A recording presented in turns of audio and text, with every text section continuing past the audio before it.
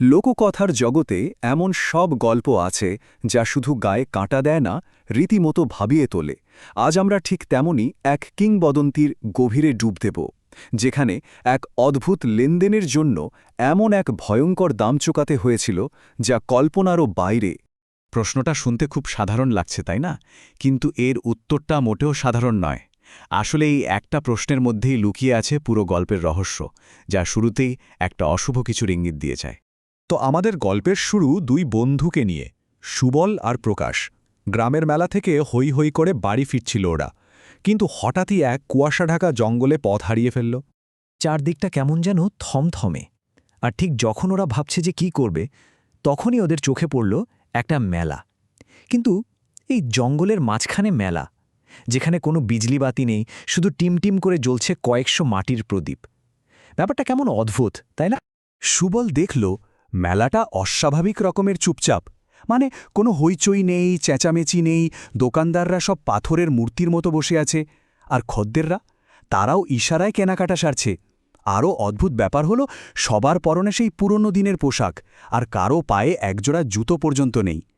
পরিবেশটা কেমন যেন ভুতুড়ে। এই অদ্ভুত অস্বস্তিকর পরিবেশের মধ্যেই প্রকাশ একটা দোকানের দিকে এগিয়ে গেল। আর ঠিক সেখান থেকেই শুরু হল সেই রাতের সবচেয়ে ভয়ঙ্কর ঘটনা।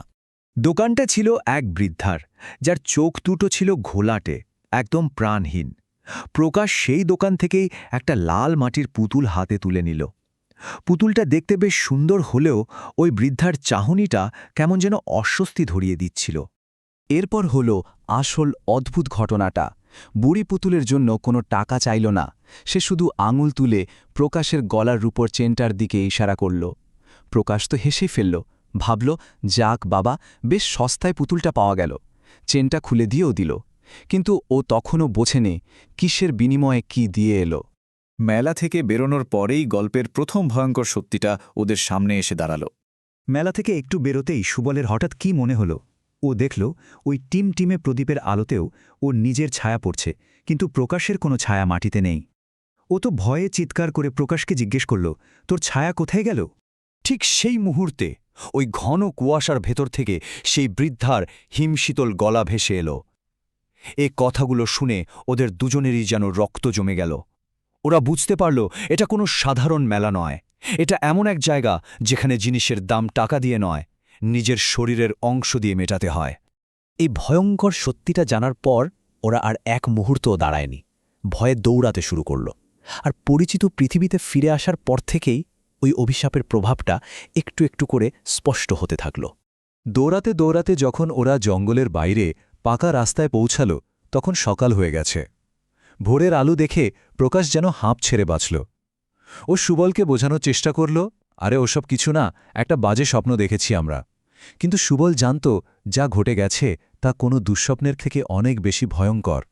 এরপর থেকেই প্রকাশের মধ্যে একটা ভয়ঙ্কর পরিবর্তন আসতে শুরু করে। যে ছেলেটা সারাদিন রোদে গরমে ঘুরে বেড়াত, সে এখন ছায়াহীন, ভয়ে গুটিয়ে থাকা এক মানুষ। দিনের আলো দেখলেই ভয় পেত, নিজেকে সারাক্ষণ অন্ধকার ঘরে আটকে রাখত। আর সবথেকে ভয়ঙ্কর ব্যাপার হলো, প্রকাশ যেখানেই পা ফেলত সেখানকার ঘাসগুলো সঙ্গে সঙ্গে কালো হয়ে মরে যেত। কিন্তু গল্পের শেষটা ছিল আরও অনেক বেশি মর্মান্তিক। প্রকাশের পরিণতির মাধ্যমেই বোঝা যায় ওই অভিশাপটা ঠিক কতটা ভয়াবহ ছিল। বাড়ি ফেরার পর থেকে প্রকাশ তো এমনিতেই নিজেকে গুটিয়ে নিয়েছিল।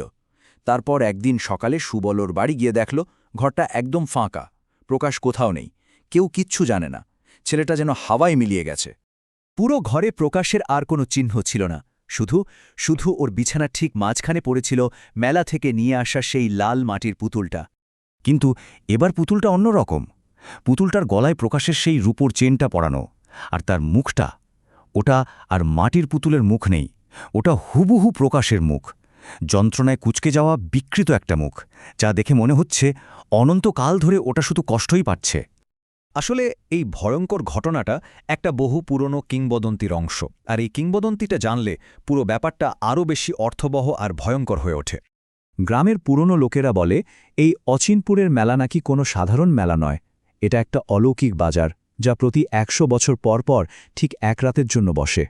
কিংবদন্তিটা এটাই বলে যে যারা ভুল করে ওই মেলায় ঢুকে কিছু কেনাকাটা করে, তারা নিজেদের জীবনের একটা বড় অংশ সেখানেই হারিয়ে ফেলে। শেষ পর্যন্ত তারা আর মানুষ হিসেবে ফিরে আসতে পারে না, তারা হয়ে যায় ওই মেলার দোকানের এক একটা সাজানো পুতুল। এই গল্পটা শোনার পর শেষে একটাই প্রশ্ন মনে আসে, যদি কোনো খুব লোভনীয় জিনিস এমন দামে পাওয়া যায় যা চোখে দেখা যায় না, যা হয়তো কারো আত্মা বা অস্তিত্বের একটা অংশ, সেই লোভ কি সত্যিই সামলানো সম্ভব? প্রশ্নটা কিন্তু ভাবার মতো।